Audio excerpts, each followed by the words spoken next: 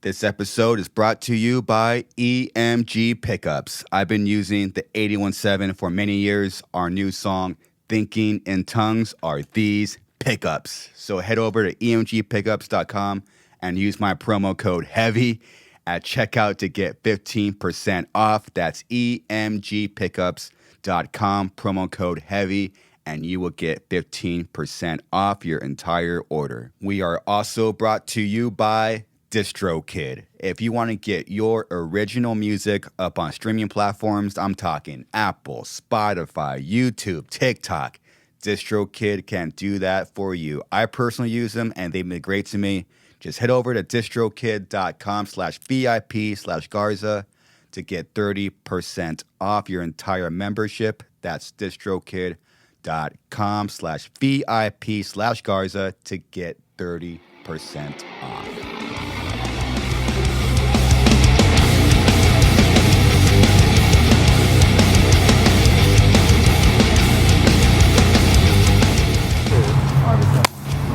Good to see you. Good to see you. What's up? What's up? We're like two metal guys walking through a very quiet corridor. You kind of want to turn it up and like break something, but you can't. Holy moly! Hey, look! I know those guys. What's up? Los Gatos? Oh, look! Is that This is it. This is what started everything for me. Literally, That's the... like on a grand scale, big scale shit. This tour. Might have to take a shot of tequila before we start, because why not? Oh, man, wow, look at it. It's like a TV. Dude, this is a real...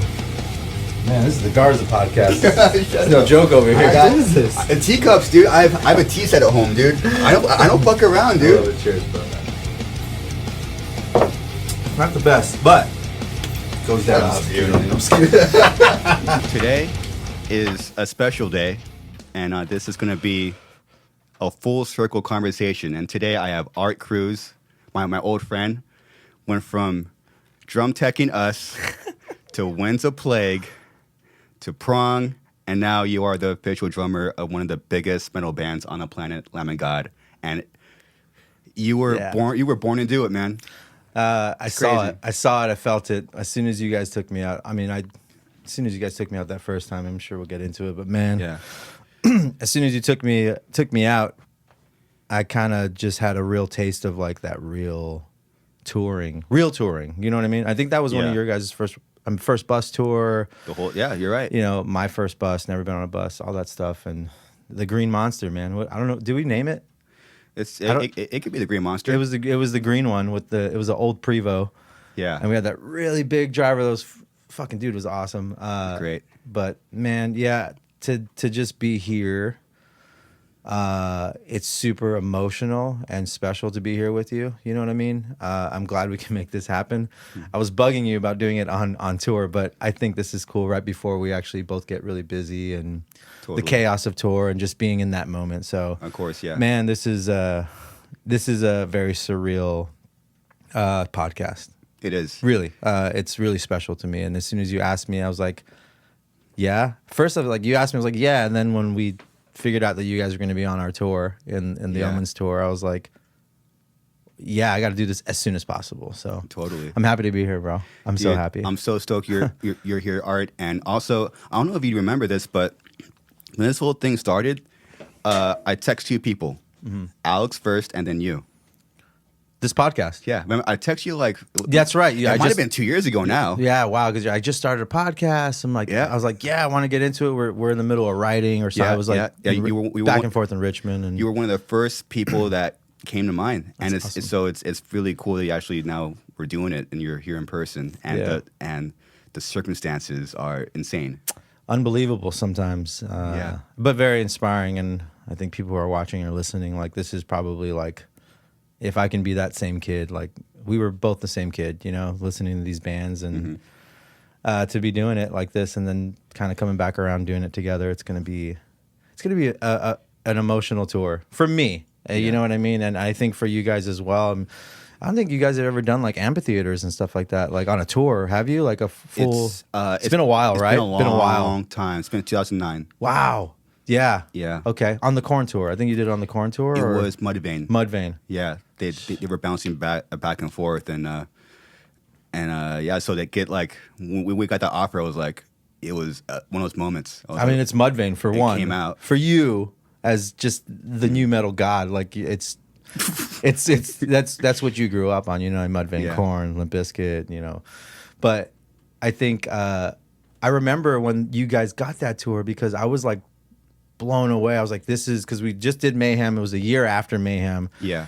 Everything was really just blooming and very pure and special. And yeah. I think when you guys started getting all those tours and I'm seeing your logo come up on from our scene, you know, from even Winds of Plague, Suicide Silence, that scene, that era, our generation, to see bands like that on an ad mat, I was like, wow, like these guys they're doing it now. Like they're the ones. And like, as a SoCal kid, I'm like, wow, this is a special thing happening for sure.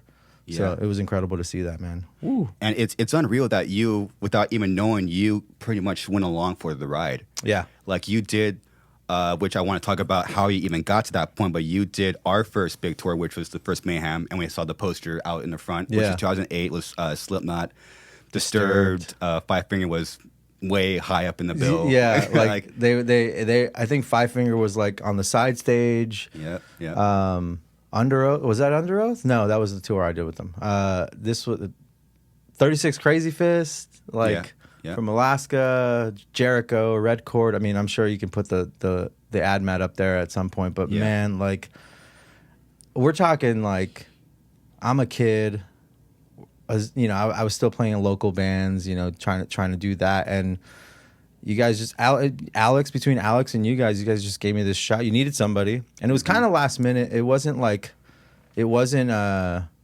didn't know like way months in advance. Like it was just like, you know, I mean, as we grind in our industry, it's like you always got to find someone. Hey man, what are you doing in like a couple of weeks? Or hey, what are you doing tomorrow? Whatever. But I remember when he called me, we were hanging out. We went over his house in Whittier, and he's like, yo, like, we need somebody to just like kind of help. Like, I need somebody to help me, but like kind of just an overall gamer that's going to be able to like assist in everything. And I'm like, cool. I had done like maybe one tour like with my local band, like to like Whittier and like Arcadia, and Smart City Grinds and maybe Rancho Cucamonga, the Nitty Gritty. But that wasn't a real tour. And I was like, you know what, like, I've always worked really well, even to this day, under pressure, and that was a very high pressure situation because I didn't know what the hell to expect. You know, I mean, I was already knew that you guys were like blowing up, and I was like, wow, I got to go on tour with Suicide Silence. Like, I knew you guys, but not on a very personal level. I only knew Alex for the most part. So like, I wasn't really deep in your guys' scene and like that showcase scene with the old Winds of Plague days, you know. But I was going to those shows, but. For him to ask me to do that, and then it become a reality. And when we went to your house and for rehearsal, and we start packing up all of our stuff, and I remember, I think we were spraying the merch tent in your backyard. Oh wow! We were spray painting it. Yeah. And that like those were days those were moments where all of us were together, and it was just like you guys welcomed me with total open arms. And it was just a special time for everybody. I mean, even me as a crew member, to be there and witness that and that climb, it was super cool, man. And that's kind of where it really started, like really deep started, deep cut shit. Yeah, because you only had one job. Like you had one official job. Yeah. And then now you're on tour. Yeah, and it was quick. It really happened quick, man. And I mean, I learned so much. And we had Martin with us, right? Was it Martin? Martin, oh yeah. It was me and Martin, and it was just us and Joe Potenti doing merch, and that was the crew, you know, and Dan. Yeah, Dan Robin. So it was really overwhelming, but I kind of went in like not knowing anything, and you guys really were patient, and it worked out for us to be on a giant tour like that and not know what the fuck. Realistically, we did not really know how things worked, and I know we were all in it, but we learned, and as you do when you tour. But like that was very overwhelming. But like I told you, working under pressure, my career has always been that. Like, all right, tomorrow.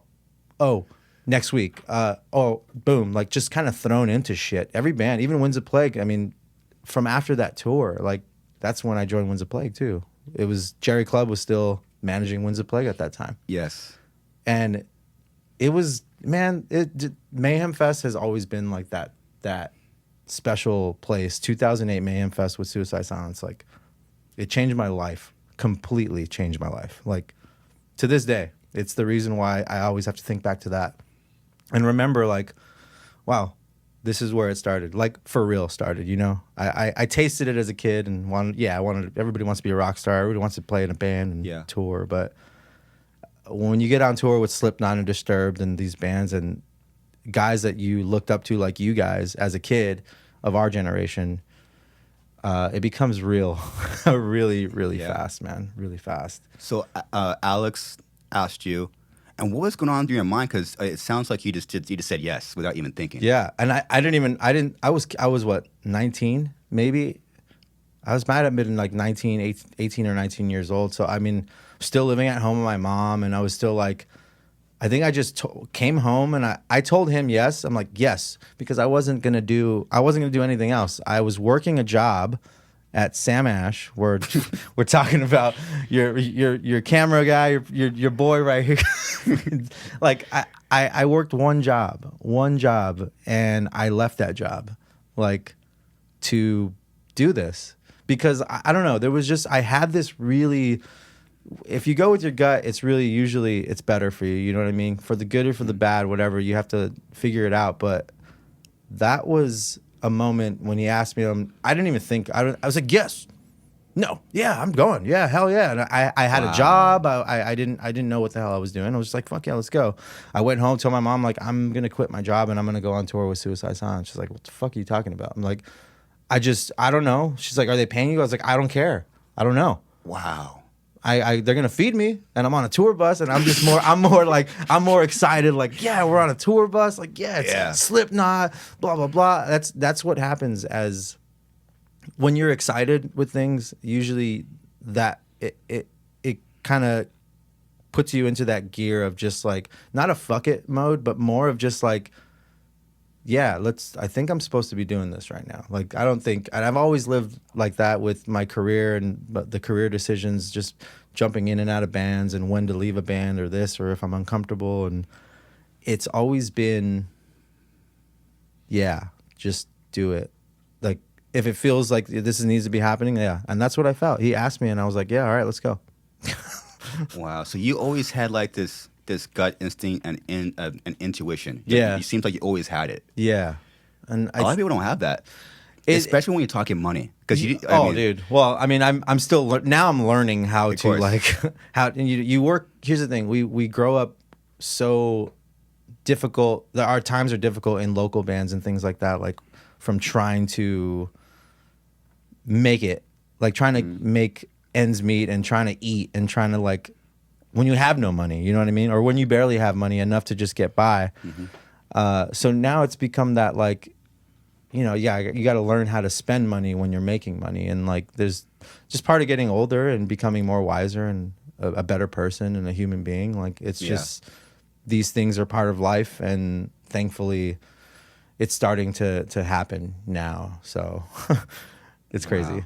It's crazy. Well, hopefully, I mean, we're doing the same thing. We're just trying to figure out how to save money and know how to spend it. Yeah. In our mid-30s, but that's not a big deal.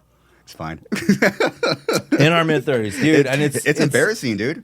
It's kind of like, well, the thing is, a lot of like the general population of people don't really understand like what we've all gone through, like to get to this point. Yeah.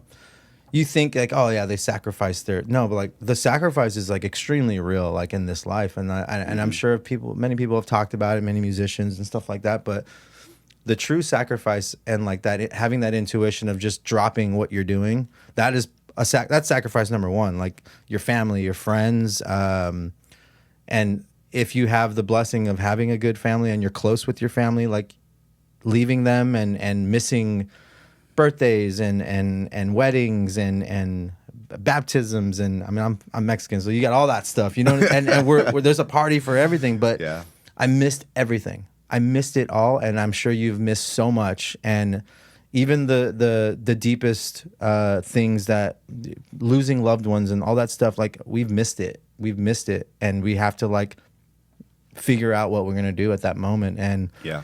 so the sacrifice is extremely real, and the way that we've come this far to do that and still do this in our 30s and trying to figure out our life. And I that's all I think about is like, you know what, like those sacrifices that were made, it's worth everything, like to figure it out, to have to figure it out now. So I got no choice. I got to figure it out. You got to figure it out. That's constantly all we're doing, really. Yeah. You know, and you did, first of all, you did the hardest part, which is sacrifice. Yeah. And it's so bizarre, Art, that one simple, split-minded, brainless decision Yeah. has completely changed your life to where you're at now. Oh, I'm going on tour. I'm going to quit my job. No Yeah. money. SS not paying me anything. Yeah. Yeah. But I didn't care. I don't even remember. I don't even remember if you guys were paying me. But I didn't. But that goes to show you though, like I didn't give a fuck about that. You know what I mean? I saw an opportunity of just, you know, I've always been the people guy. I love hanging out. I like making friends. You know, I like just being. I might have liked the attention. You know, I mean, as a kid, I had a lot of attention between my parents and my family, and you know, I think obviously when things happen when we're younger, and we carry that with us as we get older. So I love the attention, and I was just like, yeah, I want to make friends, but I loved making friends everywhere. I like being the hangout guy. I want to hang out with everybody. Like, no enemies, no nothing. Just like constantly just making friends in every single band, every crew member, et cetera, et cetera, et cetera. So going back to like when we were talking about my magic tattoo, like the whole magic thing, magic was like, I was doing magic on Mayhem Fest after every show. And I remember I don't remember what city, but we would always have a moment where we were like showing bands magic, and it was just a memorable thing. And man, there's just so many full circle. I feel like I can't even fathom. I can't even like put together in my brain how many full circle moments Mayhem Fest of 2008. Like literally it's the first time I met Rob Flynn and Phil Demo, and then Phil just recently has been filling in for us for Willie, and John, and he's like our go-to guy when we need some help if somebody needs to go home for an emergency or something. Wow. And we've talked about that tour countless times when he's out with us. I'm like, yeah, remember that time I met you and I didn't know any of you, and just showing you magic and whatever. Slipknot, and now we're co-managed by 5B with Slipknot, and like just having that relationship, and talking to Corey about, remember that time I showed you magic? And he's just like, the dude, I remember I first showed Corey Taylor magic, and he just like, I showed him magic. We were in the backstage at a mixer, or the metal mixers, the Mayhem metal mixers or whatever. And he just like, I think he like literally ran away, like sprinted away, and they had like jumped in a golf cart and left. Oh my goodness. Oh man, but there's a lot of people from that year, from that tour. John Reese, man, like dude, like that tour really changed all of our lives, and you know, it's just there's so many crazy full circle moments because of that year, like working with you guys. It's kind of fucked up. It's kind of scary. It's kind of creepy. It's like, whoa, like man, like, or just kind of coming back around to it, and as a friendly reminder, like, just don't forget where you came from, man. Don't forget. So, and that's why I'm sitting here with you, man. Like, it's so cool to be sitting here with you. Like, I'm kind of fanboying, you know? Shut up, dude. Showcase theater, baby. Let's go. No, it's a trip, Art, and something that we're now doing that you naturally did is, I think you're naturally an outgoing guy, and you were doing that. You're on tour, and you really knew how to take an opportunity and to the fullest. And you just hang out with people. Yeah. Not even, I don't even, why you weren't even thinking about anything. You were just hanging out with everybody. That's it. Hanging out. Yeah. And something that we learned later on in our career, like you were just doing it, and look, and the amount of people and who you met along the way is, I can't even comprehend that. Yeah. That is mind blowing. And like coming back to the full circle thing, it's like those relationships, I wasn't like strategically planning like, okay, I'm going to hang out with this person, and then I'll see them in 5 years from now, and that's going to be a good thing that we met. No, it's like, it's just a natural blessing to have. And I got to thank my father for that one. He's always been that guy, the outgoing dude. And just like, I mean, this is the guy that you're talking about that like takes my mom to a concert back in the day. This is a good story, but takes my mom to a concert back in the day, and he ends up like they're going to go see the Texas Tornadoes or some shit. Sick. And he's just like, my mom can't find him. He's like, where's your dad at? She's telling me the story. I don't think I'm born yet at this point. And and she's like, I can't find him. And somebody comes and finds her, and he's just in the dressing room in the trailer, hanging out with Texas Tornadoes. I'm like, that's me. You know what I mean? Wow. Unintentionally, not punishing, not trying to be like, oh, like, where can I go? Where can I be? Like, oh, can I be hanging out with this cool person? It's just a natural instinct, thankfully, that I have of just trying to make friends and carrying a conversation. And all my ex-girlfriends, all of them, but like, it's like, like when we go out and I'm like talking to people and I'm friendly. I'm just friendly. And like, everybody's like, like, do you know this person? Like, no, I don't know him, but it seems like I know everybody, but I just carry a conversation with everybody as a human being and trying to treat people with like respect and just like, hey, what's up? Like servers at a restaurant. It's like, how's your day? And they're just like, what? I'm like, yeah, all right. Well, what's your name? Okay, where are you from? Like, just getting to know people, because it brings me like joy of talking to somebody and making a friend. Like, and little did I know that type of trait that I was blessed with would help me, will get me to where I'm at today. And it's pretty much how I'm in Lamb of God. It's like, like we became friends, and it's how I got with you guys. It's how I got with you guys, how I sat and toured with you guys, and we became friends. And it's just the beauty of being nice and cool and trying to hang out with everybody. And, that's pretty much what it is. And I'm really lucky to have that. You can't really teach that. You know what I mean? Yeah, it's tough, dude. You can't teach it, but I'm just really lucky, man. I'm such a lucky guy. I'm really lucky. Wow, dude. Yeah. I mean, so with that tour, how did When to Play come up? Yeah, this is beautiful. I love this story, and I tell it to like some people sometimes, and people don't really. They're like, "How did that really happen like that?" I'm like, "Yeah, it's literally what happened." But like, I think our last show on Mayhem Fest with you guys. I'm talking, we're packing the trailer in Buffalo. I remember it. That was the last show, Buffalo, New York. We're packing the trailer, and it was you, Mitch, both. And I think it was all of you guys. Realistically, like, you pretty much backed me. You backed me up to your manager, now Jerry Clubb, who was managing Winds of Plague at the time, and you backed me up. And they had an incident with Jeff, the old drummer. Dude was jacking money. Jeff, I hope you're all right. Who knows where you're at, bro? I hope you're okay. But this guy was stealing money from the band, and it was just like a whole thing. And obviously you can't keep somebody like that in the band. Like, it's super toxic and terrible, unfortunately. But they're in the middle of the first Thrash and Burn tour in 2008. It's like Darkest Hour, Parkway Drive, Misery Signals, bunch of bands. Remember that. And Decimate the Week just came out, and it's a time for Winds to be really, they're getting their steam right after you. You know what I mean? Yeah. And they're in the trenches, and I remember everybody in the Suicide Silence camp, because Jerry was like, yo, do you know somebody? Or I think he was they were desperate at the moment, because you can't have like 10 drummers filling in. They're like, we need somebody to just come and learn this shit and fill in and figure it out. Yeah.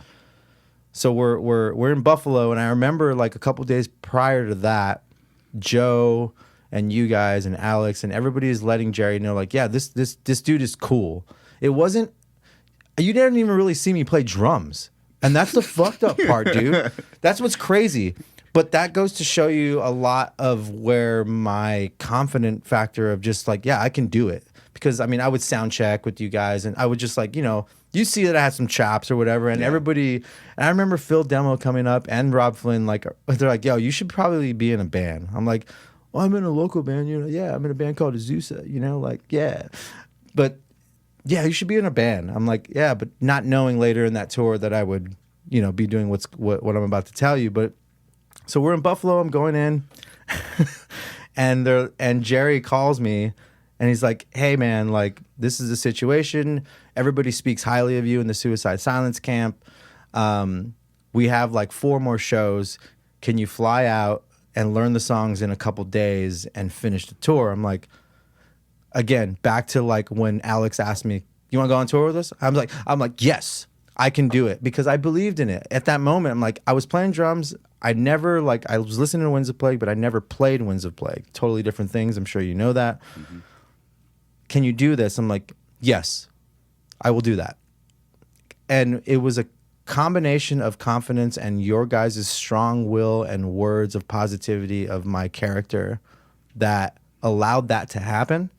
And here we are, Buffalo, New York. I packed the trailer with Martin, closed the fucking trailer door, and I got to get on a flight. I'm going on a flight, and my flight is straight home to have one day in my garage, my mom's garage, and then I fly out the following day to Andrew Glover, our bass player's dad's house in Phoenix, Arizona. We never rehearse.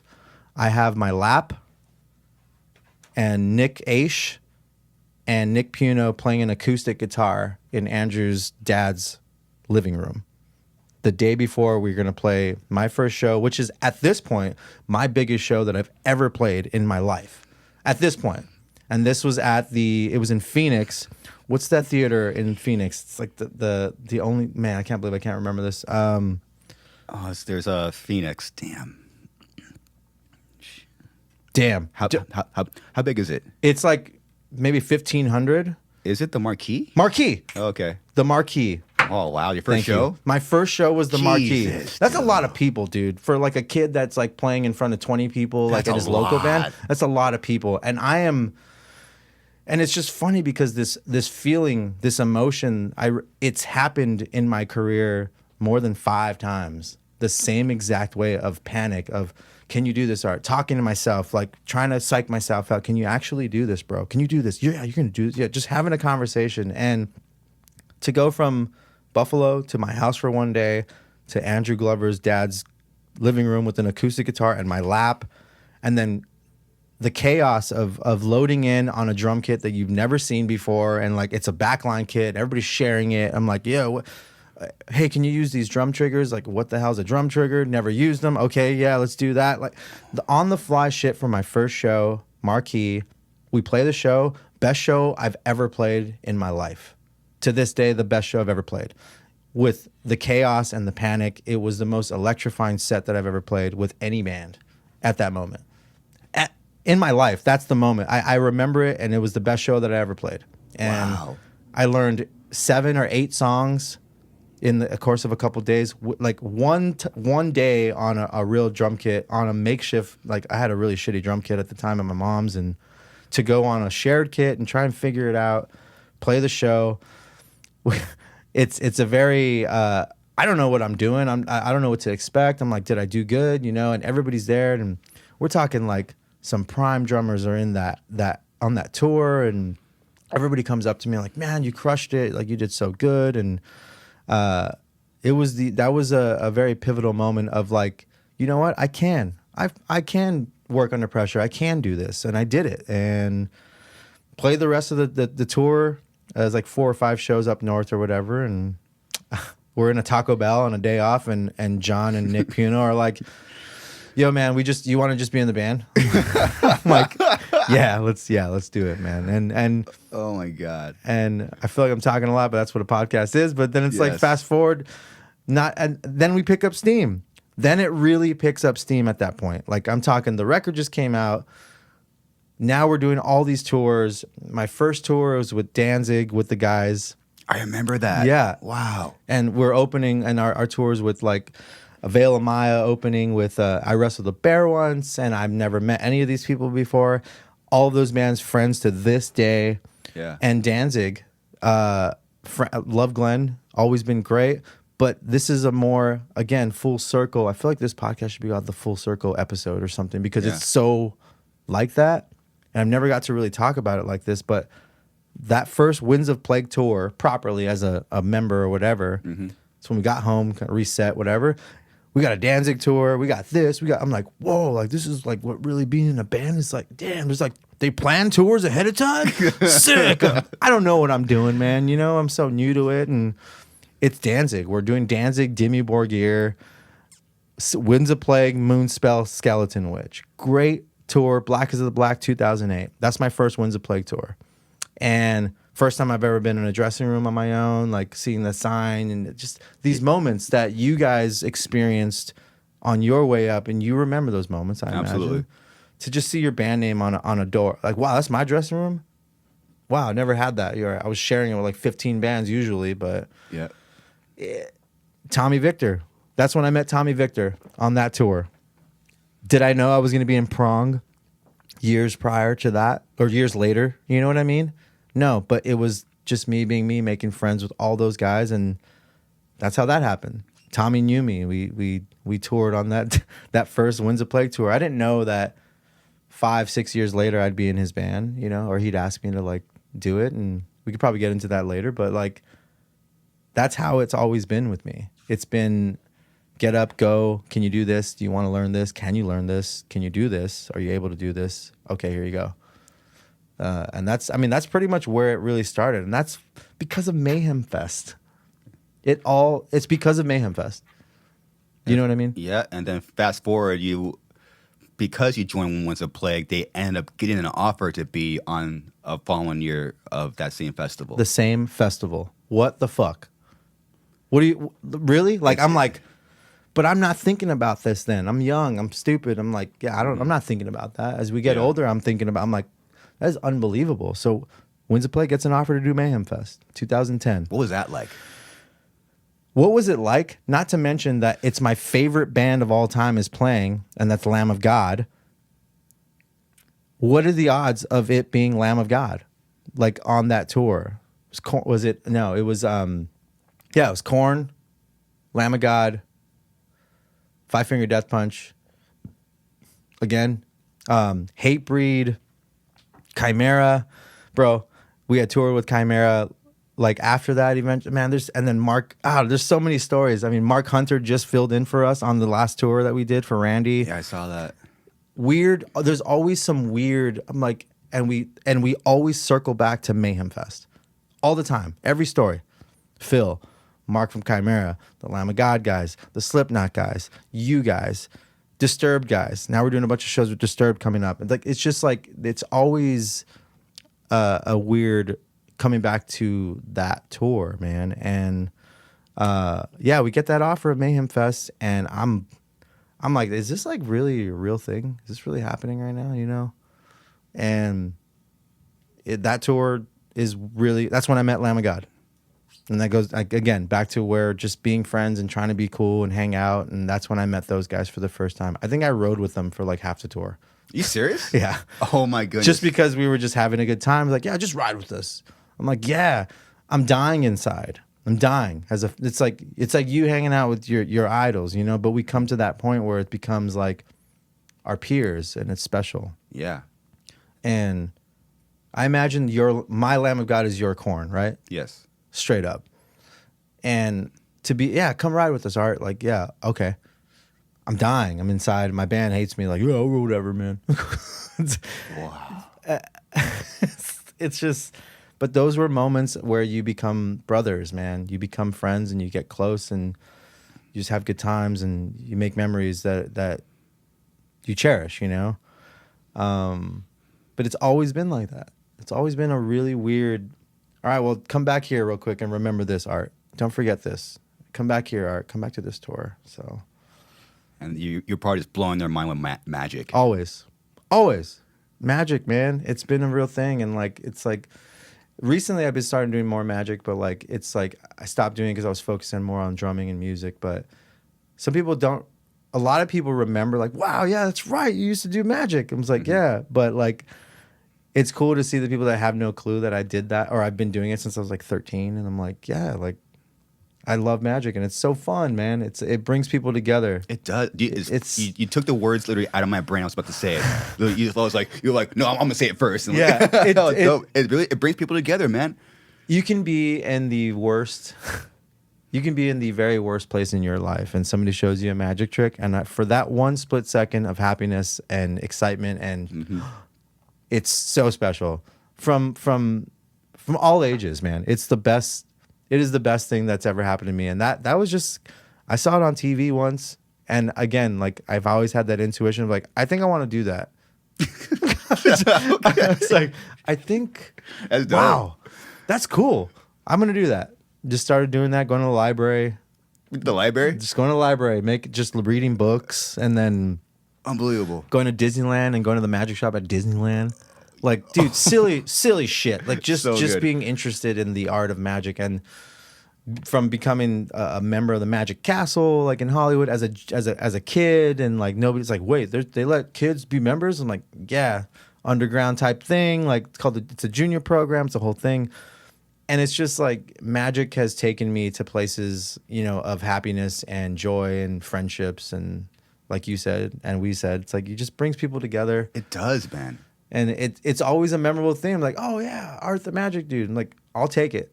It wasn't Art the drummer. It wasn't Art the blast beater. It wasn't Art the like amazing drum. Like, it was Art the magician. And I was totally cool with it. And it's just like, if that means that I had more friends and people that I can hang out with and talk to, and that was fine with me, But it kind of became who you were, and you didn't ignore it. You leaned into it. Totally which leaned is into great. it. Totally leaned into it.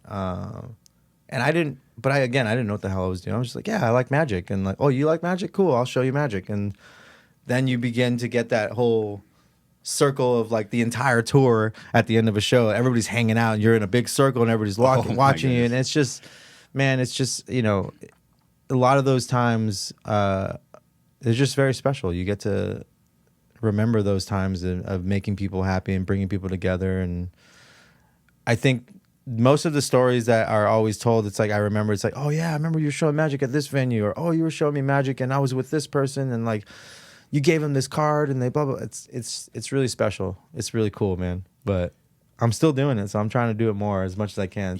I still do the same shit. You should. Oh, dude. I mean, you literally you also create memories with people, and they're positive memories. Like I remember, like you had the trick where you put the card in someone's hand and you slap it off. I remember where I was sitting. I was hammered. Yeah. But I had the card and you slapped the cards on my hand. I was like, what the fuck? But then you had the one card in your hand, and it was the card you were thinking of. Super. It blows your mind, dude. But even for that second, it's just that 1 second. You're like, wow, magic's fucking cool. And now it's crazy because it's such a mainstream thing now. America's Got Talent and Sure. all these other talent shows, and I think it's great for the art. Yeah. I don't watch much of it because I kind of focus on the same things that I'm doing, and it's now you got people on YouTube. It's like fully like giving you the secrets, and I'm like, it's kind of lame, but I've always kept true to like trying to keep the secret of magic and the art of magic in my life, and it's got me through doors. You know what I mean? It's a tool, Yeah. but not knowing that it is a tool, not like, ooh, I'm gonna do this because it's always been a very natural, like, because then somebody like a tour manager be like, hey Art, can you come show this person a magic trick? Yeah. Yeah, I'll be over there right now. I'll come show a magic trick. And then that person remembers it, and they'll keep going, and it just constantly adds up to like more people, and again, bringing people together. It's so cool, man. Who knew that something that you started when you were 13 would kind of have like the snowball effect that now you're doing in front of like your favorite bands? Yeah. That is bizarre. It was crazy. I mean, and it came from just videos and magic set, Lance Burton magic set, and my aunt and my dad bought me a magic set and like for Christmas one year, and I used to just always set up the little stage, like, okay, I'm gonna show a magic show now.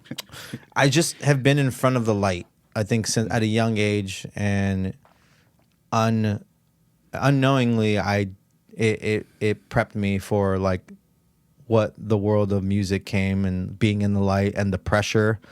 And performing young, performing at a young age, and that kind of helped me. And the Magic Castle was like one of those places that helped you do that. They used to bring magicians in and lecture you and teach you how to like respond to people and like what tricks to show and help you with your tricks. And you'd meet other kids that were doing it. It was straight some Hogwarts shit, bro. It was straight up some Hogwarts shit. And I'm still friends with a couple of dudes to this day from that period of time.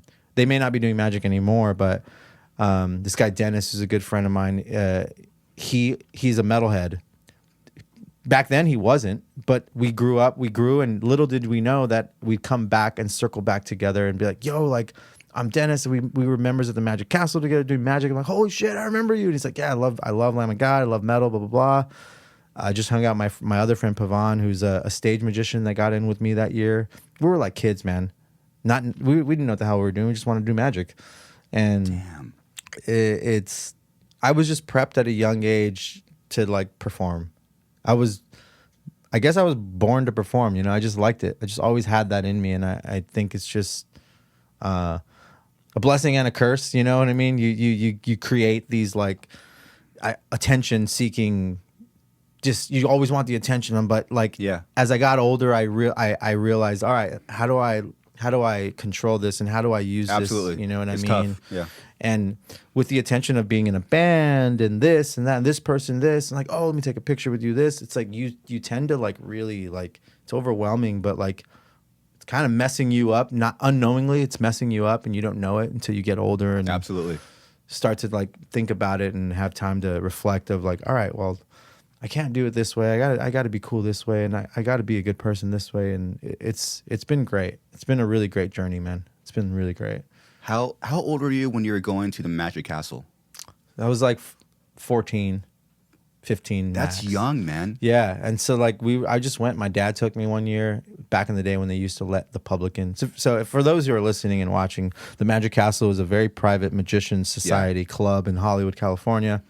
One of the most prestigious private clubs in the world. You got to be invited by a member. And the process is really difficult. And I went one year when they let the public in and kids because it's 21 and over. And my dad took me, got tickets through his job, and I remember I was already interested in the art. And I'm like there, we're watching a show, and I remember this guy's name's Alonzo.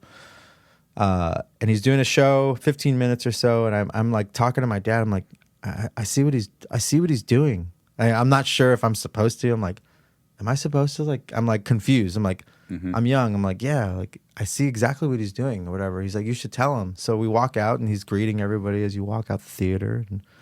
And I talked to him. I was like, did you do this, and that? He's like, and he stares at me. He's like, how old are you? I was like, I'm like 13. I was like, might have been 14. And he's like, you need to come with me right now. I got to introduce you to somebody. Introduces me to the general manager, Michael Gringas, rest in peace.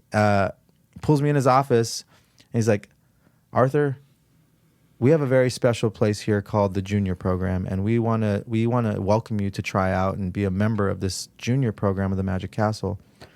And it teaches you the art, and it keeps the art alive, and it starts you at a young age. So that way it's deep cut magician society stuff, and it's really incredible. And I tried out like a couple months later, got a letter, and we had meetings on the last Saturday of every month, and I got to meet magicians and comedians and performers and kids of like-minded interests like me, access to the library, and literally that place is what molded me to be a performer. Like, I wasn't playing drums yet, I wasn't in a band, I wasn't doing drumming, I was doing magic. Wow. And I took that with me and fell in love with drums, and it kind of just became one of a performance. And maybe one day I'll have a performance in Vegas or somewhere where I'm doing drums and magic. You know, that's the vibe, you know? You never know, if anybody's man. trying to invest in that situation, we can figure that out, you know? But I think it's been cool, man. It's been really cool to take those skills and apply them to get where I'm at now. But yeah, it's pretty crazy. Magic, dude. It's crazy. Magic. So you got accepted in the Magic Castle. Yeah. When you were 14. I assume that's because you got in. You joined the marching band in high school. Yes. So that's what sophomore year or junior year? Junior year. Okay, late. so really late. So so the following year now you're playing drums? Yeah, I've always been interested in drums. You know when you have that interest, but you don't really have the resources to apply said interest. Of course. I've always been interested in drums, and with our culture, I'm Mexican. You know, I grew up. I'm a Chicano dude, and you know, my dad and my mom listen to great bands of their era. You know, Santana, Tower Power, Earth, Wind and Fire. And all the Chicano bands from East LA, like, you know, El Chicano and Malo, and all these groups that were very drum oriented, percussion backed bands, you know. And the song was called Jingo, by Santana. Huge drum intro. It sounds like a damn tribal shit, which is what got me into Sepultura later. Like I was like, oh, that sounds like Santana, but not knowing, you know what I mean? But percussion and the sounds of drums and thunderous drum sounds is what got me into like, what is that noise? What is that? And then asking like my mom and dad what that is and telling me what it is. And my uncle Steve was in a band playing saxophone once, or not once, he still does it, but I was a kid, so I'd always like see his band and I'd be like, wow, those are drums. Okay, I see what drums are. Like, wow, that's cool. Look at all that cool stuff, you know, like look at all these cool stands and these cool knick-knack parts and wow, there's so much stuff. It just looks cool. Yeah. Drums look cool. They do. You have so much shit. It's just like, yeah, look at all this cool stuff. Yeah. So I mean, I'm listening to Santana, I'm like interested, but it didn't really get me. It didn't drag me in until like high school when I had that opportunity. It was my band director. I'm still friends with to this day. His name's Frankie Nohos, and he was my band director. And I was just a clown, you know. I was, again, when you become a young age, you have attention, and you start to do all this magic. You make friends, and you start to be like the class clown, and you're like, yeah, you know, you're the jokester, you're the hangout guy. Yeah. Wasn't really good at school. Didn't really pay attention very much. I just had a hard time. I was too busy trying to like entertain people. You know what I mean? Mm-hmm. And I have piano as an elective, and he teaches a piano class. So I'm sitting here. We got digital pianos at this point. It's later, little Casios. I'm changing the settings to drums. Like, yeah, and I'm just like class clown kid. You know, I'm like, you know, everybody look at me. You know, start playing drums. With the drum sounds, and he's like, you know, I would do it every class at a specific moment. So one day he comes out to me after the class. He's like, "Why don't you come join the high school band, the Drumline, or come watch the Drumline, and you should just join the Drumline, and I'll give you a grade." I'm like, "Yeah, whatever." Eh? I'm like in my mid like wannabe cholo phase. I'm yeah, whatever, you know. Yeah, all right, cool. Yeah, dog, I'll come by.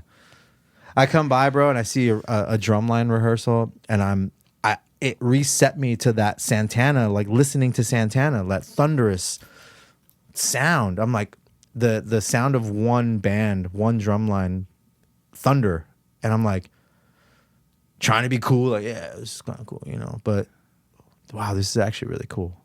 He's like, you should come by tomorrow and like just play. And I think I just had this, dude, I'm very lucky to have a natural instinct of rhythm and drums, and I started playing, and he's like, yeah, you should be in the Drumline. I was like, really? He's like, yeah.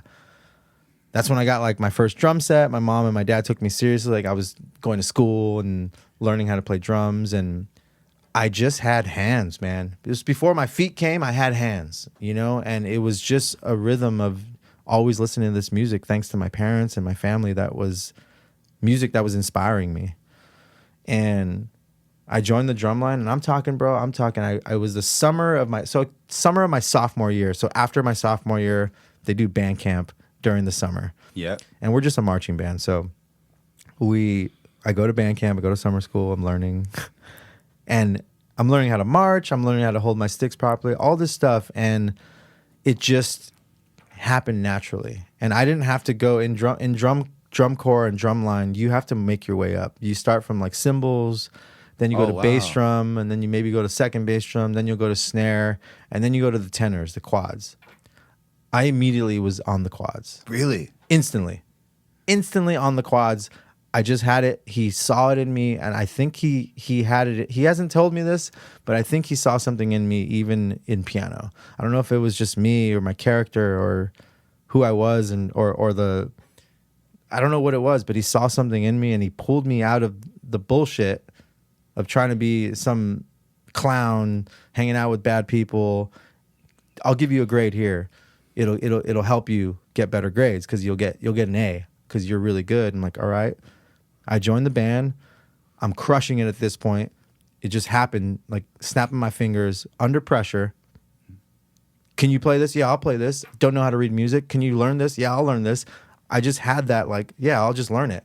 I can do it. Yeah, why can't anybody else just learn it? Isn't that how it works? Apparently not. And I'm just like, I'm doing it. I'm playing everything. And I ended up becoming the percussionist of the year, kind of like the MVP of the band. Wow. for the Drumline. 2 years in a row. Not bragging, but I did it the following year as well. And That's what's up. And I ended up writing music and writing cadences and starting my first band in Thrall from South Amani and doing all this stuff. And it was Drumline. It was the unity of a band, of high school band, and learning how to play with others' music. That trained me to like, yeah, I can do this. I can start a band. I started a band and got my job at Sam Ash. Met you guys. Here we are. It's crazy, bro. Meet us. You go on tour now. You realize you could go on tour. Then you join Winds of Plague. Yeah. And then now, when did the overlap? If there was an overlap, Yeah. With the Winds of Plague and Prong. So at this point, as a musician, I think this happens to most of us, where we have this moment in time, like, do I still want to do this? You know, Of course. what else do I want to do? Maybe, Yeah. you know, it's kind of like a premature midlife crisis. That's not really, you're like, you're still in your 20s and it's not like, what are you talking about? But you're having these moments, you're like, Yeah. do I want to do this? It happens. You know what I mean? It creeps in, dude. And I think it happened, and it happened in 2012 when I left Winds of Plague.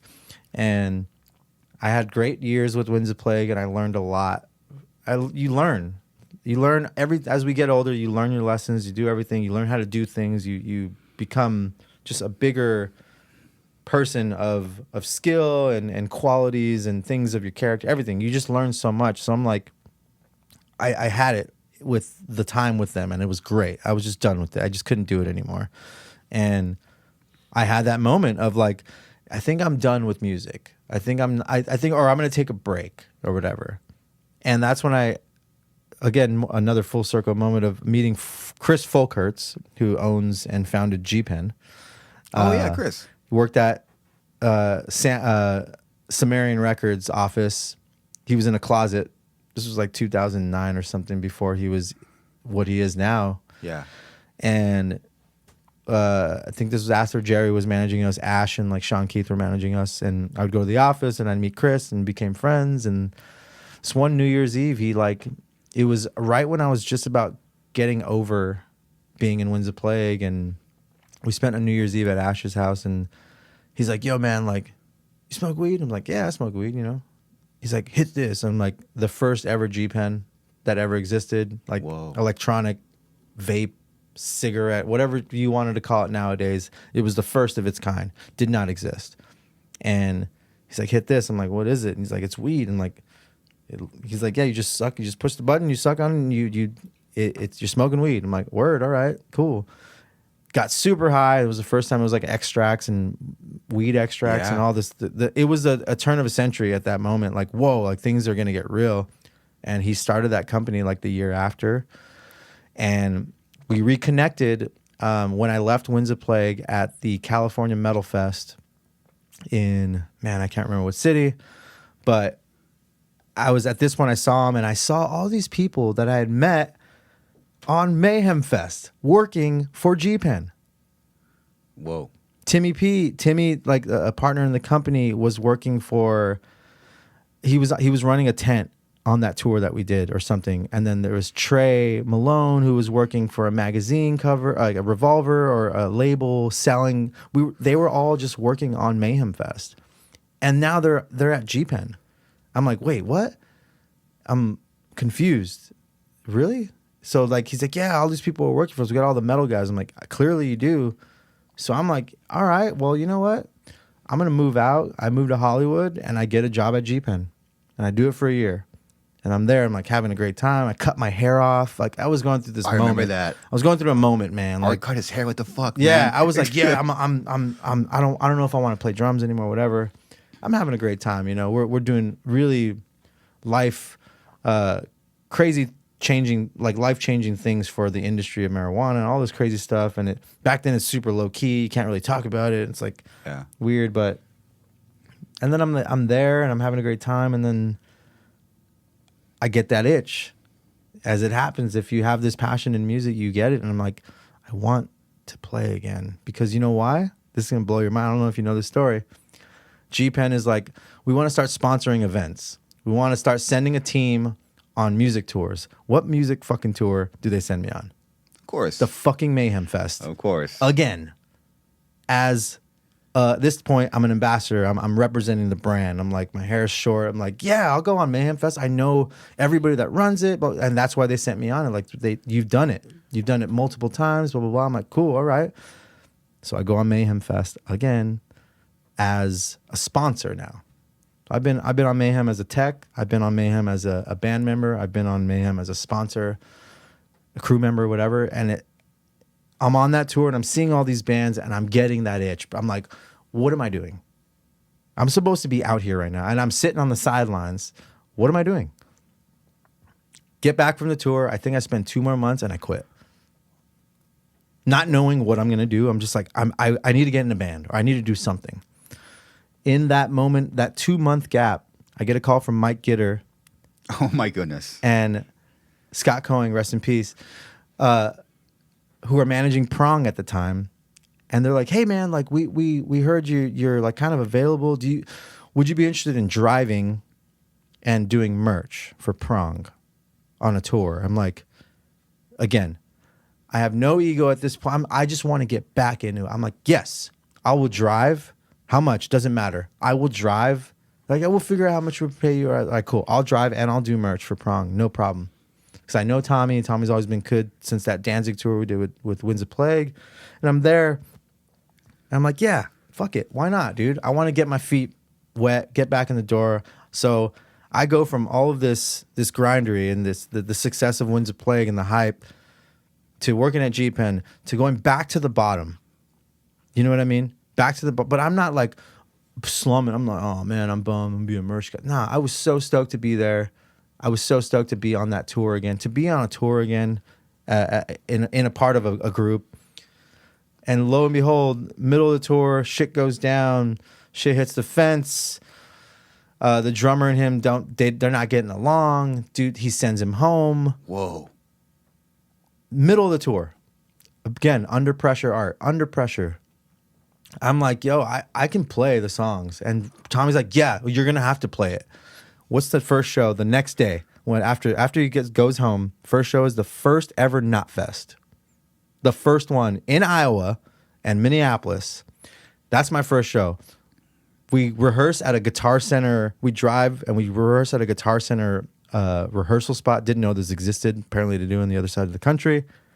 And I play a show with Prong. My first show with Prong is at Knotfest. Randy Blythe's first show back after he gets out of prison in Czech Republic. And he comes and sings London Dungeon with us, the Misfits cover. And then I see the Lamb of God guys and we reconnect at that moment. We're sitting, we're having lunch, we're hanging out all day, whatever. Very special day. Another one of those very pivotal, like full circle moments of like, Tommy believed in me because of a relationship that we had from the Winds of Plague Danzig tour. Reconnected from the Mayhem Fest in 2010 with Lamb because they're playing Knotfest. And we're all there and we're having a good time. We're reconnecting. And at that point, I'm in Prong immediately. We start to write a record. I do 3 albums with them. Fast forward, I'm in Lamb of God now. So, I mean, that's how it happened, bro. Like, that's exactly how it happened. Mayhem Fest, again. Swear. Yeah. All I need to happen is Mayhem Fest to come back and Lamb of God's going to headline it. That's what I need to happen. Yep, that's going to happen. And then that's what I need to happen. You just said it in existence. Dude, it's out there. I put it out there, but it's like John Reese. Yeah, come back, on, baby. Dude. Come back.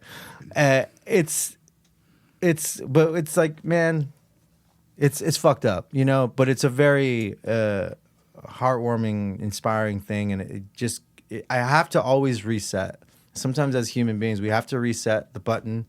You do. Go back to the ground and not forget where you came from and lessons learned, everything. And you got to go back and fix things and just reset and get your mind right and figure it out. So that's what all these moments of my career have always been. It's always been a reset button of just, okay, just before you start getting, you know, all right, come back down, back down. And, you know. I feel you, man.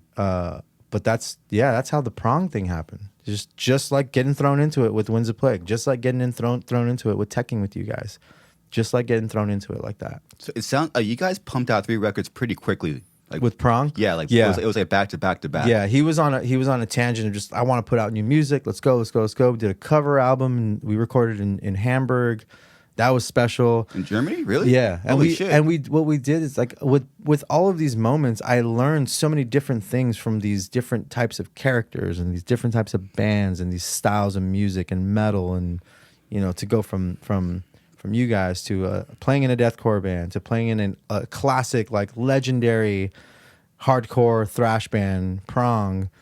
Like, you learn a lot, and I learned a lot to be with Tommy, and I give him so much thanks too, man. That guy taught me so much. Like, he came from the trenches too, and he has his life and came from New York City, and I think he just moved back to New York, which is awesome for him. And it's just a very kind of crazy, surreal thing, the way that it works like that. But that's how that happened in that situation. It was kind of weird. Wow. Yeah. So now for a few big moments Yeah. in your life, we now reached there. Mm-hmm. So when does it come up that you're at least going to fill in for Lamb of God? Yeah. I moved to Toronto. At this point, I'm still in Prong. You moved to Toronto? I forgot about that. Yeah, with my ex-girlfriend, I'm there in Toronto, and I'm like, yeah, wow. I'm like, again, even like my life moves, the way that I make these decisions, it's like, it's not a fuck it thing. It's more of like, I think I should just be doing this right now. I think this is what feels right. My intuition of just having that, and that's what I did. I just moved to Toronto, and I never really legitimately moved there. I was so busy on tour all the time with Prong and doing this and that, and so I never really fully had a time to settle. But I was there for like a year and a half, and it was great, and I learned a lot up there. So I'm there, and this is 2018, and the first leg of the first however many Slayer farewell tours are happening, and they have a date in Toronto, and I'm living in Toronto. I'm like, wow, I haven't seen the Lamb of God guys in a long time. I should probably go out and see them, right? So I go out. We go to the show, and we're there, and I reminisce, and we're having a good time. I'm like, oh my God, like, it's so good to see you, whatever. And like, I'm just like, this is so cool that I got to see these guys again. Like, wow, this is so special. Did I realize that a couple months later I would be reached out to? No. Like, yeah, hey, you know what, man? Like, what are you doing for the next few months? John Campbell calls me. He's like, what are you doing for the next few months? And I'm like, I think I got a couple Prong dates. Nothing really in stone, And he's like, would you be interested in helping us and like filling in for us for Chris? I'm like, I'm sitting in the house in Toronto. I'm looking at my girl at the time. I'm like, let me call you back. I'll call you right back. I'm like, yo, we had just hung out with them. I was like, yo, John just called me. He's like asking me if I want to fill in. She's like what? Play drums? Like, yeah. She's like, but like for Lamb of God? I'm like, yeah. She's like, so what are you doing? I was like, she's like, you should do it. I was like, yeah, I think that's my first instinct. I'm like, what do you think? I should be doing this, right? Like, this is what I'm doing. Yeah, I'm like, all right, okay, then I'm doing it. And call them back. I'm like, I'm in. No information. I'm just like, yeah, I'm in. Don't know when it is. I don't know when the dates are. And again, this is probably a bad representation of how I didn't handle it right. Like, I handled it right with Prong, but I didn't think about that at the moment. Mm-hmm. But in these moments, you cannot. And I will say that with the positive big heart that I have, that you have to just decide in that moment, like, yo, there's like 3 Prong shows in Europe or something. It's not for a while, not for a couple months. I can figure this out. I'm taking this gig. Like, I have to take this gig. I'm not missing this opportunity. This is my favorite metal band of all time. These are one of my best friends over the years. I'm doing this without thinking, but like, I thought about that after the fact, after I said yes. I hung up. I'm like, oh fuck, I gotta figure out what the fuck I'm gonna do with Prong. What am I gonna do? So I'm thinking, I'm like, okay, I gotta be honest here. I gotta be real. I'm a hired gun, in Prong. I'm not in this point of, I don't have a lot to like. I'm a touring guy, I get paid to tour pretty much my entire career for the most part. So I'm like, yo, okay, I just gotta be honest with them. I gotta be honest with them, like, hey, this gig, I call Tommy, and I go, hey, I can help you. I just want to let you know that I got an opportunity that I really believe is going to be good for me in my career. I really want to take this tour with Lamb of God on the Slayer tour. It didn't go that smooth as anybody in there. If you got a band and you have a couple months, but it was a couple months, and it was rough at the beginning, but thankfully we were able to find somebody to play. I wasn't gonna be like, I'm out, Yeah. It was very, in my opinion, very fluid, and we were just like, it worked out for what it is, and Prong is still kicking ass right now, and it's great. So I thank him. I thank Tommy for allowing me to do that and being cool. And it was a special time. So I'm there. I'm in Toronto, and I think at this point I have like 3 weeks, maybe 3 weeks. Sounds like a long time. Hell no. I learned like 10 songs and like 4 more for a headlining set for the off days. Yep. So I'm in my ex-girl's mother's house in Toronto in her basement, and everybody's on deck.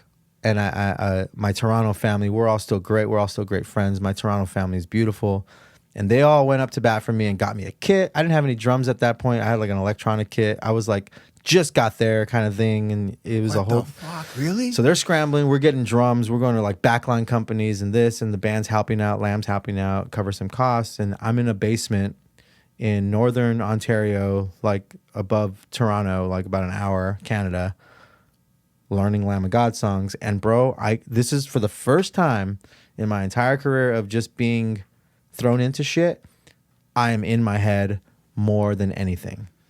And I can't do it. I'm sitting there and playing, and I'm like, I can't do this. Like, why I hear it, I know the songs, I know how to play it. Why can't I play it? I can't execute the songs. I literally go a week trying, and I cannot do it, and I'm freaking the fuck out. So I'm like, okay, let me just figure out what the fuck I'm gonna do. And then everything was in my head. I'm like, the neighbors are gonna get mad. And literally, I was making excuses for everything. The neighbors are gonna think I'm playing too loud. No. So finally, we get an electronic drum kit, and I'm there. And now I have that out of my mind. I got my headphones in, and I start jamming, and I'm like, fuck yeah. And I'm ripping it now because I'm hitting hard and nobody can hear me. It was the self-conscious side of me. And it messed me up for the first week, but the last 2 weeks I did well. I said, you know what? I can do this shit. Went to Richmond, met the guys at the practice space that I used to watch on the Sacrament and the Sacrament DVDs. Yeah. And that space in Richmond. And I'm freaking out. I'm like, oh my God, what is this? But I know these guys. These are my boys, It's just different though. It's a different situation I'm in. We rehearsed one time through the set, the Slayer set. And Mark and Willie and John and no Randy, but they're like, yeah, we're gonna be fine. I'm like, you don't want to do it again? Like, nope. See you at the first show. I'm like, I'm still losing my shit. I'm like, okay, what the fuck? So, first show's in Bangor, Maine, and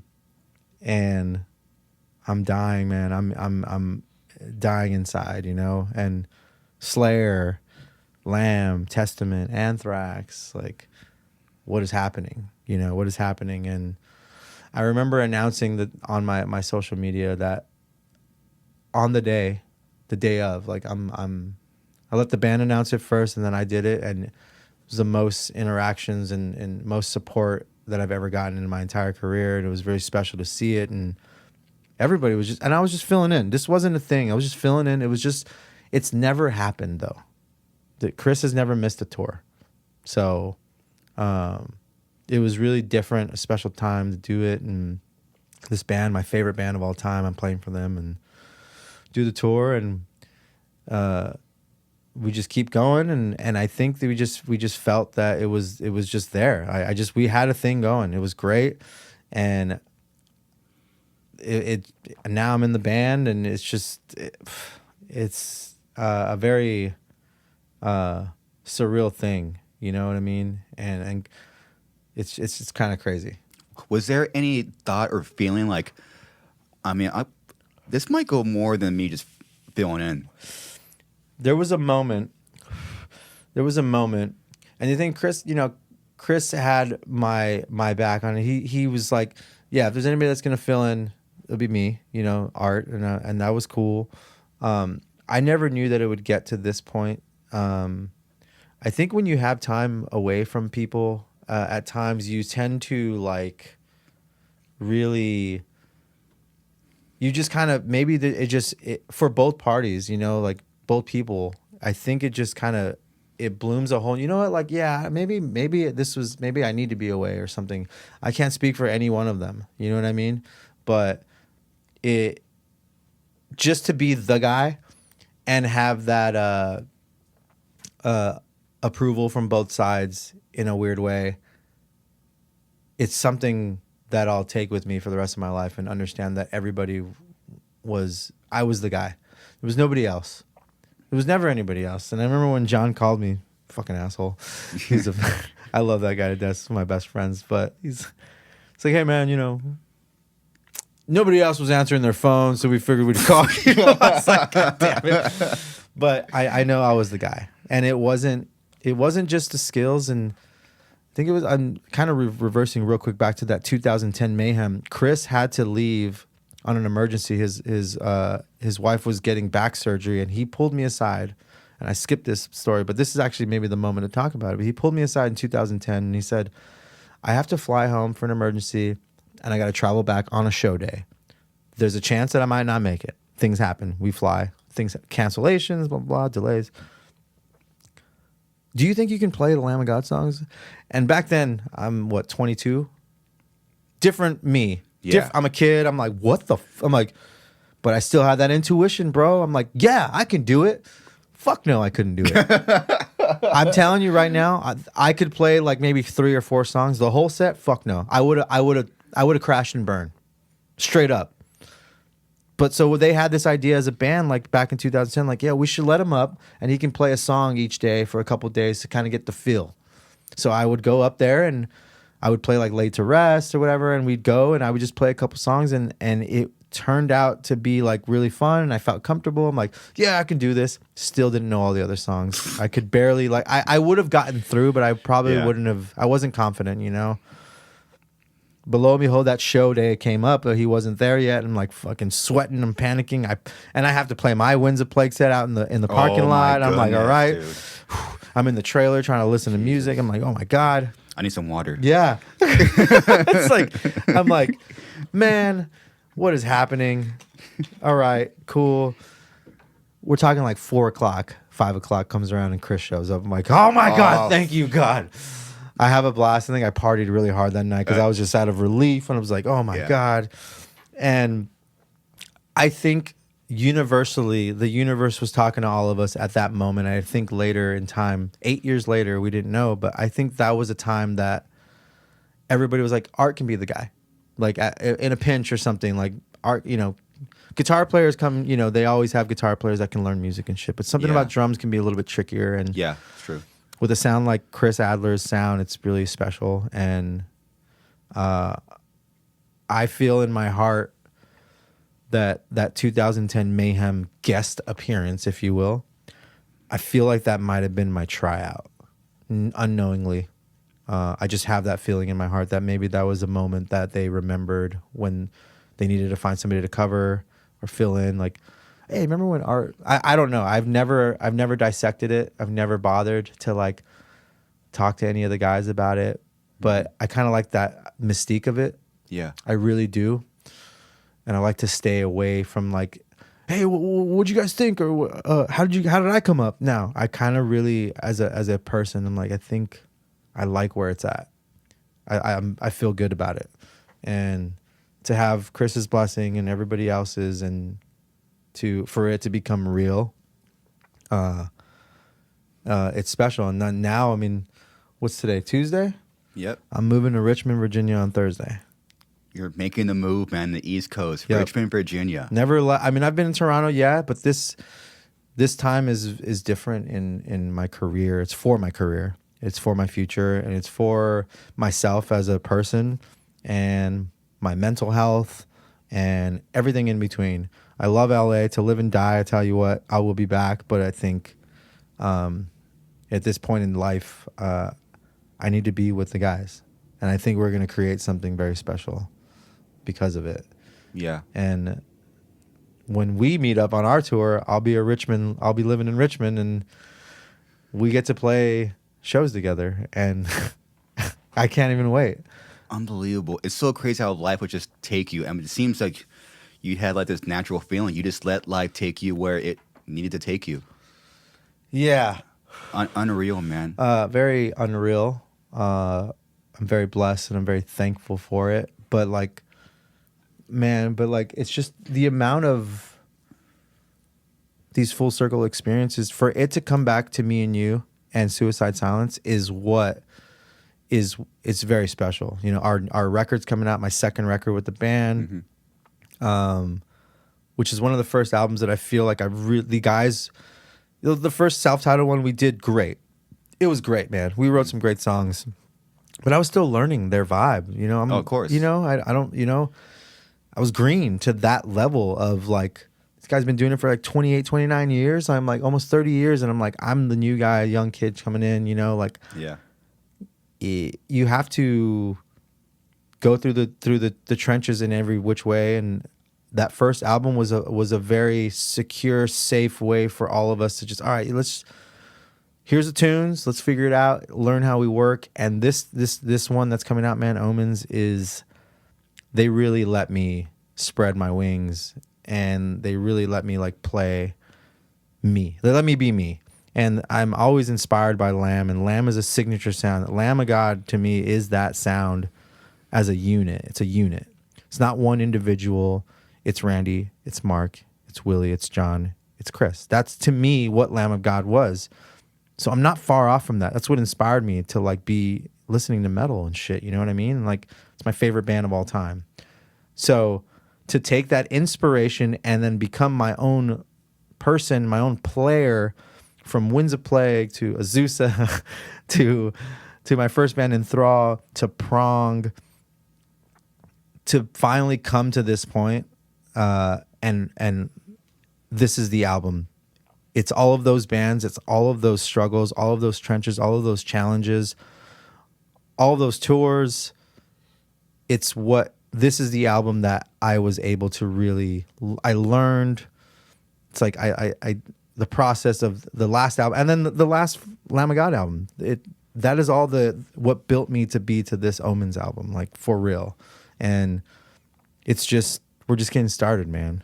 We are so just getting started. You are. You're just. And I'm ready, and I'm mentally in a better place to do that, and I'm ready to do it. And the band they're my brothers, and just like you are, changes happen in bands. It happens, and luckily,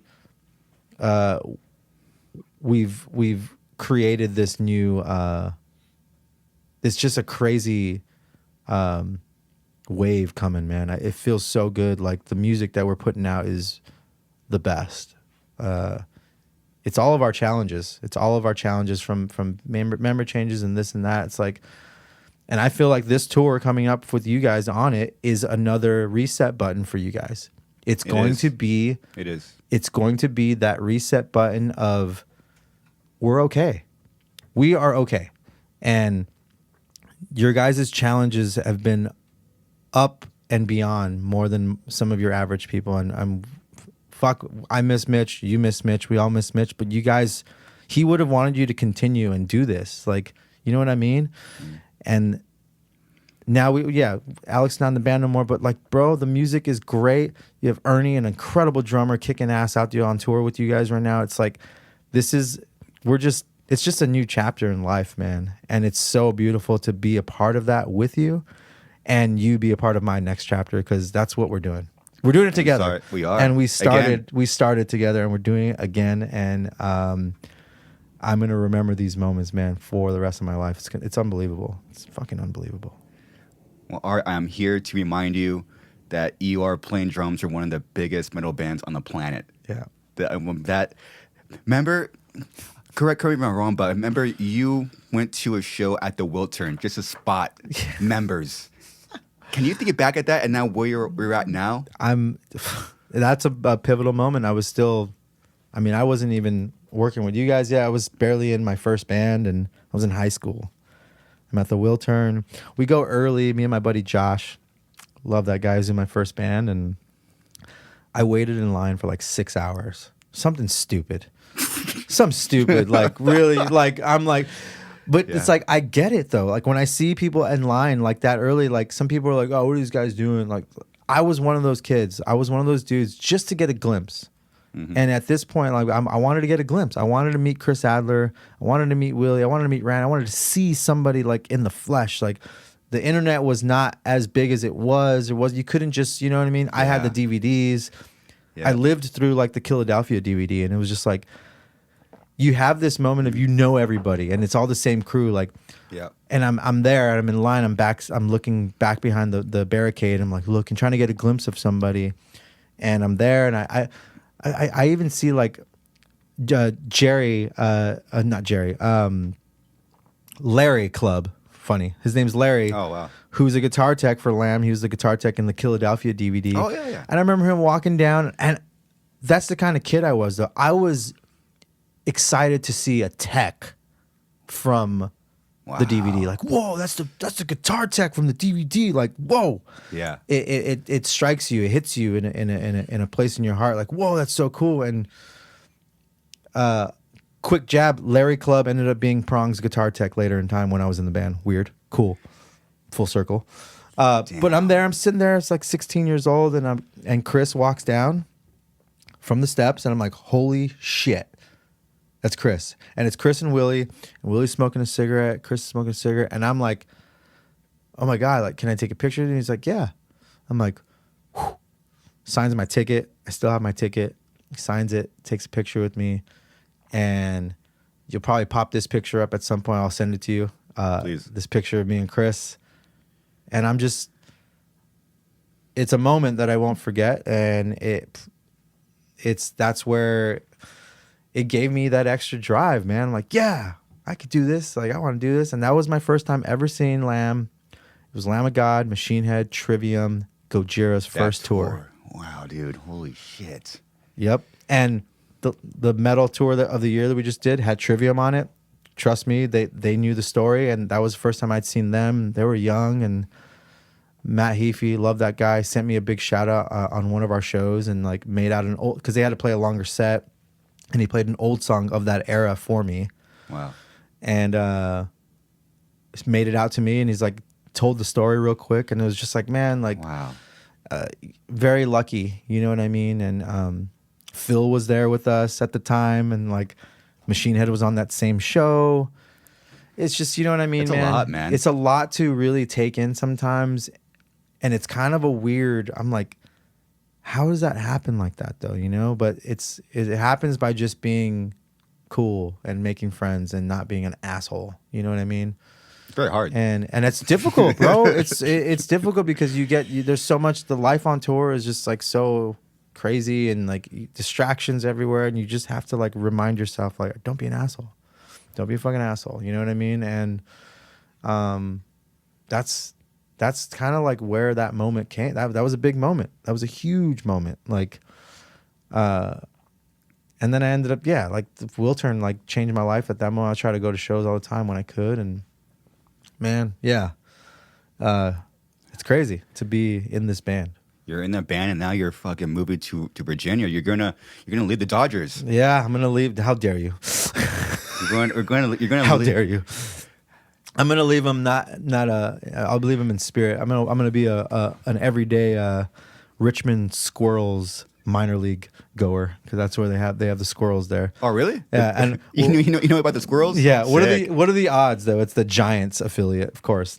My ultimate enemy, the Giants. I thought your enemy would be the Angels, which is my shit. Yeah.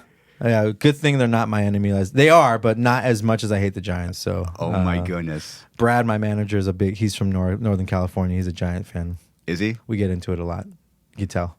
Okay, I want to. What are you doing right now? I want to have a quick competition and lose your pace for lunch. Okay. Okay. So I get to pick. I pick one already. So you get to pick the best Dodger player of all time, and I'm gonna play the best angel play of all time. And whichever play we all agree on is the sickest, they win, and loser pays for lunch. All right. Okay, so when you see mine, you get to think what you're gonna come up with. Okay. All right. So start from the. This is Jim Edmonds, center fielder.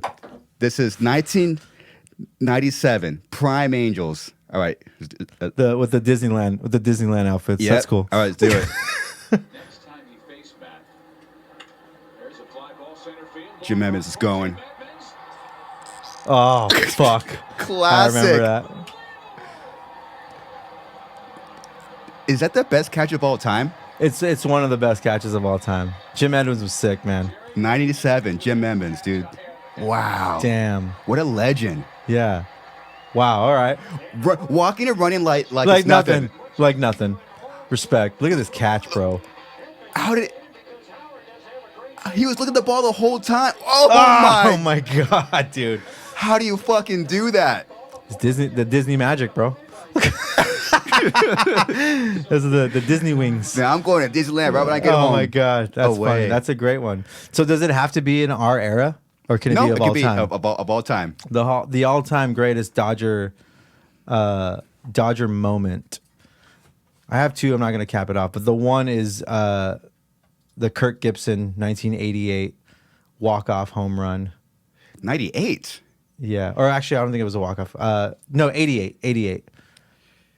19. Wow. So you go back with the Dodgers. I was born in 88, so like I'm technically out of the womb. I was a Dodger fan. I got lucky. That was the last year before the COVID year that they won the World Series. Was the year that I was born. Are you serious? I was like 6 months old. But my family's been Dodger fans. I'm obviously a huge baseball nut. You know that. Got tons of good friends in the league now. But like, yeah. Specifically, your moment's probably my moment's better, but it's because yours was our era. Okay, your clip is from our era though, so that's kind of special. It is though. The special moment for me would be when they won the World Series, but that was like it's just but it was more of that Kirk Gibson. Let's see what happens here. The Kirk Gibson home run against the A's. Yeah, just put Gibson. Kirk Gibson home run. It's 88. Home run. And put Vin Scully. Put Vin Scully. That's the Dodger announcer, Vin Scully. Yeah. Home run, Vin Scully. Yeah, that one. That first one. Right there. Oh, here we go. Boom, we're going. Yeah. Oh, add it up. I gotta get the premium YouTube. I don't have it. Dude, I just had it. I just canceled it. Is it good? Can you notice a difference? It's just no ads. No right? ads. Wow. Okay. And when I stopped it, I was spoiled. And this dude's injured. He's been injured all week, but back then you can come back. Okay. And this is one of their best players, but he's injured. He's got like a bad hip, and he's all messed up. Holy shit.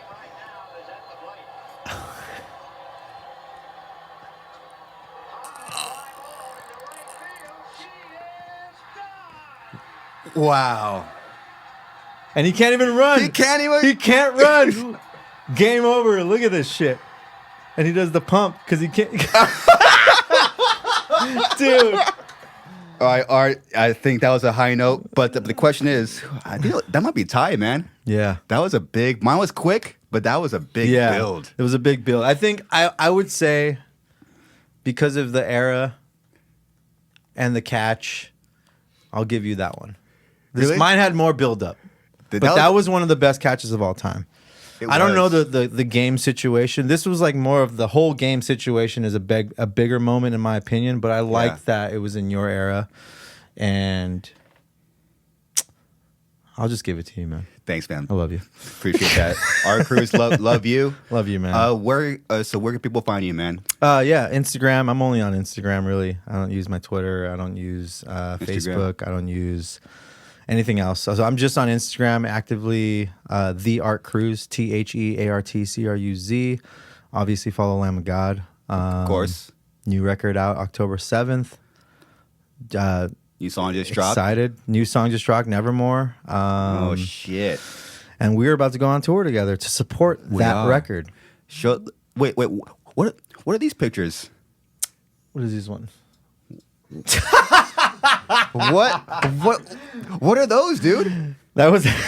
So what the fuck's going on there, I was man? having a moment. I was like, oh my God, Chris, I think we hadn't hung out in many years. I hadn't seen you. This is at your show at the House of Blues. So that's me not giving consent, and then that's me like, you know what? I like it. I like it. I love it. Love you, Art. I love it, bro. All right, let's see this tour dates. Oh my God, The OMENS tour, dude. This is insane. Lamb of God is headlining amphitheaters. yeah, That's insane, dude. It's great. It's gonna be Holy great. fuck, dude. Great lineup. You guys are on the whole first half of it. It's gonna be. I love that we're starting it together, bro. We are. First show, Suicide, fucking dropping in. What are you gonna open with? Unanswered. You have to. You have to. You I just have want to to. hear that intro and that snare drop, and then I'm like, Yeah. all right, show started. Perfect band to open this motherfucker up, Dude, so Perfect band dope. to You do got- it. I'm so excited. You guys, Killswitch Engage. Our leg is with Baroness, and then we're gonna open. Starts in September 9th in Brooklyn, New York. Yeah, Coney Island. How are you? Woo, It's gonna be baby. great. We're gonna have a slice of pizza. We're lot gonna of ride pizza. some rides. We're gonna have a blast. This tour is gonna be Holy shit. incredible. You guys are hitting Jersey, Virginia. Yeah, A new home show for you. Ohio, Maryland, Georgia, Florida, Tampa, Florida. yeah, I love it. Boston. Louisville, Chicago. When do you guys drop out? When is your last one? The 30th, 30th. In Denver. Oh, I love and do you play Denver? Yeah. That show is so intimate. The Fillmore, right? The Fillmore. That's We gonna be great. so because I mean, dude, nowadays there's so many bands touring and getting back into it. Yeah. It was kind of a challenge trying to find the rooms. Like Really? Yeah, because there's so many bands on tour and like shit. so many holds put in place and whatever. You're competing with all these tours, but Oh shit. we're like, fuck it. Let's just play a small show. So Yeah. the last show is a very small show. I think it's like what the Fillmore is like, not even 5,000 people. No, I think it's like 3,000 or something. And that's a small show for It's us. a small show. Unbelievable. It's gonna be great though. What a way for you guys to go out with an intimate. I love that. That's great. Love it, man. I'm so pumped. So sick. I'm so pumped. We played there once with the Corn. It was fucking epic, dude. Oh, I bet. It was epic. bet. And you guys keep going on October 1st. You're in Salt Lake. You go all the way to the 20th. Fucking Yeah. badass, man. Texas. You're playing the Forum. No, I think we were trying to get the Forum, but we ended up at the new YouTube theater Oh shit! at Really? SoFi. Oh, that's dope. Yeah, it's like 9,000, 10,000. I think that's perfect. I think Oh it's my gonna be great. goodness. Are you on tour after that? After your leg with us, are you on tour? We don't have anything until we do Never Say Die in Europe. Okay. In November. Dude, so you're gonna come to the LA show? I am, yeah. I'll be there. So we're gonna drop off in Denver. I'm gonna be right back in LA. Oh my god, dude! I love it. It's gonna be I love sick. it. I love it. Art, I fucking love you, man. I love you, man. I gotta personally tell you, I'm so proud of you, man. Thank you. It's fucking crazy. It's been a ride. I'm hanging on, and I'm the engine is. We just started it, man. Just started, Just man. started it. For as you said earlier, for both of us. That's crazy, man. Yeah. This is a new chapter in both a new our chapter lives, for man. both of us, man. And I think Insane. for both of our bands, and I'm glad we can do it together. It's very Same, dude. special. It is, very man. special, man. All right, everyone. Until next time, I appreciate it. Later. Later.